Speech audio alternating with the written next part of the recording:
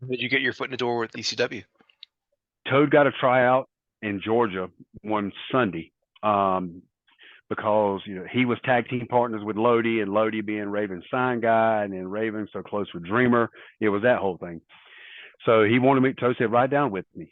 He said, "Come, hang out. You get to see Carino and Simon Diamond because I knew them from being around the Carolinas. If you don't get in the ring, at least you get to do a little politicking and get your name out there." I didn't want to go. He and I wrestled the public enemy the night before. I was like, "Nah, I don't think I'm gonna go, man. I'm just gonna come on home." And he literally drugged me there, begrudgingly, so to speak. So I'm standing when Toad's in there with Angel from the Baldies. They're doing a little 5-minute match. I'm standing around talking to Steve. They get done. Simon, or Nova, who's running the tryouts, looks at me and says, "Chris, do you have your gear?"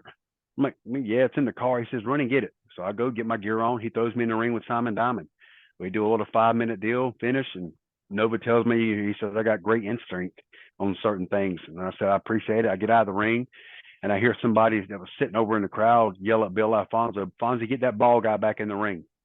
And Fonzie goes, "He wants you back in the ring, Daddy." I'm like, "Who?" And it was Paul Heyman. He's sitting there with the Taz and the Dudleys, and throws me back in the ring for like the next hour and a half. And guys are getting in, switching in and out, working out with me. And I am bumping my ass off. I'm hitting the ropes hard. I'm hitting the turnbuckles hard. I get done. The doors are getting ready to open. Everybody goes to the back. I go in the bathroom, and I'm literally spitting up blood. I'm drying the sweat and stuff off on me. And I still have this image in my head that off to the side, I see the door open. It's Paul Heyman, black hat, long trench coat. He walks up to me and sticks his hand out, and he goes, "Hey, I'm Paul Heyman. It's nice to meet you." I said, "Hey, Paul." I said, "My name's Chris Wright. It's an honor, sir." And he says, he asked me how long I've been wrestling. "Where are you wrestling at?" I said, "I'm at the WCW Power Plant." He asked me, he says, "You on a contract there, son?" Or Chris? I said, "No, sir." I said, "They told me I didn't really have what it takes to be there." He said, "Well, who do you wrestle as? What's the wrestler name?" I said, "C.W. Anderson." He goes, in classic Paul voice, he goes, "I knew it." He says, "You look like an Anderson." He says, "You have the left hand like Arn. You have the spine buster like Arn." He goes, "Do not leave before I speak to you at the end of the night." And I said, "Yes, sir." He told me I was welcome to him out in the back. So I'm in the back. Show's getting close to start. And Jim Molyneux comes up to me and goes, "CW." I said, "Yes, sir." He said, "Paul wants to see you in the locker room." I go back there with the locker room. Paul's sitting there with Vito LaGrassa, Skullbone Crush, Danny Dorn, and Rokiel. Introduces me to him. Says, "You're tagging with Vito against Danny and Rokiel. Your third match. Welcome to ECW." Wow. Yeah, that's how I got my job. And he had Paul, Danny, and Rokiel put 3 finishes on me to pin me.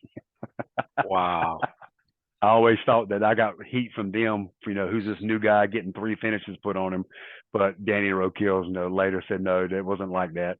But yeah, that's how I got my job, man. Right place, right time. And if I wouldn't have gone, who knows what would have happened. Now, when you say Toad, what did Toad wrestle as? Would I know who Toad is? He was, yeah, at the end of it, WCW, he was Frog. Just a few months at the end of WCW, he was with Mm, PG-13. It wasn't a lot, man. It was a okay.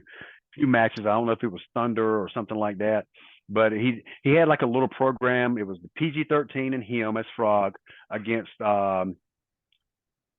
shoot, was it Young Dragons with Okay. Kaz Hashi, them Sure. three? Yeah, yeah. It was really near the end of WCW, and that's pretty much his claim was that. After you teamed with Vito, you started working with Louis Dangerously and Bill. Well, Bill and I started it by ourselves to begin with, and there's just one night. I think we're God, where were we at? I don't know. It was Nashville or somewhere like that, and it was usually 10 minutes before the show I'd find out who I'm working with. And most of the time it was Danny and Roadkill. It was Danny and Roadkill or Nova and Kid Cash or Chris Chetty. And we had worked those guys so many times. Like Danny and Roadkill, we had 3 different matches that we would pull spots from and throw them together, and we could put a match together in 5 minutes. And then one night he put Bill Wiles with me, and man, we had some chemistry. I mean, we went in first match, had a great opening match against Danny and Roadkill. And then it got to the point where every night we were sitting beside each other just so Tommy could see us together and put us together. And then when he put us together, we do that little skit like that and wrestle. Right. And then we started getting even more chemistry. In our first Chicago, the pay-per-view, I think it was on Anarchy Rules 99, we were dark match.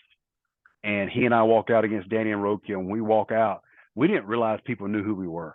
But we walk out with however many thousands of people was there that night, and the place was booing the hell out of us. And Bill goes, "Holy crap, they know who we are." We had a great match, and then the Dudleys left not long after that. I think it was around that time because Lou was looking somebody to manage, and Lou was riding with me and Steve, or we were riding with Lou and Jack Victory. It was me and Steve and Jack Victory and Lou, and me and Lou had gotten really close. Oh, I love Jack Victory, and Lou said he wanted to manage me and Bill. So Tommy and Paul come up with the idea of him being Louis Dangerously, and us running as the Dangerous Alliance. And it started out as comedy, and man, then we started getting over. Did you work the Dudleys at all? I worked not till later, near the end of ECW, when they came back from WWE. I worked them in a 6-man with Simon and Swinger at Queens, and Bubba beat the brakes off of me in that match. And I didn't know who I was for like 2 or 3. Literally didn't know who I was for 2 or 3 days. I took a hard boot in the corner. I took a hard slap from him. He took care of me because he found out. I mean, because I kept telling him. He kept saying I was telling him my mind was scribble scrabble. That's all I would say, because I was not loopy. And we did a power bomb off the top rope. He opened me, had a machete and was cutting me open, man. But holy hell, they told me that Jerry Lynn and Spike were fussing at Paul in the back because of what he was doing. Devon was great, but that was the first time I'd ever worked with Bubba and Devon, and worked him a few times since then after ECW for Hermie Sadler's promotion, Easy. But that one night, man, I got the crap beat out of me. But nothing when they were there. I never got to work with them before they went to WWE.